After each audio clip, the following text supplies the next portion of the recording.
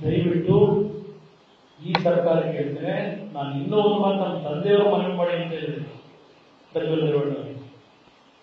ನಾನು ಸಹ ಈ ಮಾಧ್ಯಮದ ಮುಖಾಂತರ ಏನಾಗುತ್ತೆ, ಯಾಕೆ ಹೆದರಬೇಕು? ತಪ್ಪು ಮಾಡಿದ್ರೆ ಈ ನೆಲದ ಗಾತ್ರದಲ್ಲಿ ಯಾರೇ ಆಗಲಿ, ಯಾರು ದೊಡ್ಡವರಲ್ಲ. ಪಾಪ ದುಡ್ಡಿರೋರು ಏನಾದ್ರು ಮಾಡ್ತಿದ್ದಾರೆ.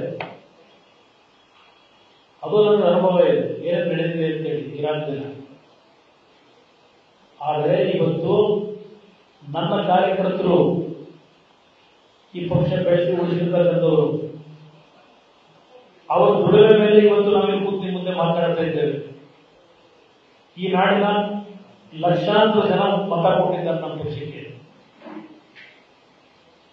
ಅವರ ಆಶೀರ್ವಾದದಿಂದ ನಾವು ಇವರಿಗೆ ಬೆಳೆದಿದ್ದೇವೆ.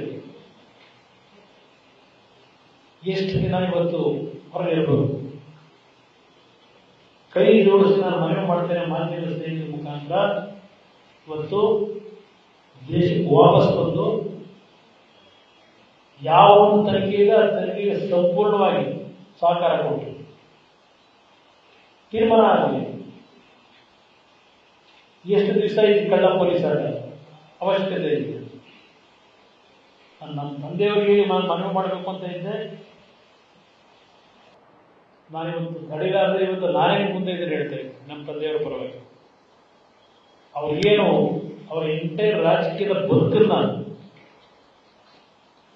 ಅವ್ರು ಬೆಳಿಬೇಕು ಅಂತ ಹೇಳಿ ದಾರಿ ಎರೆದಿದ್ದಾರೆ.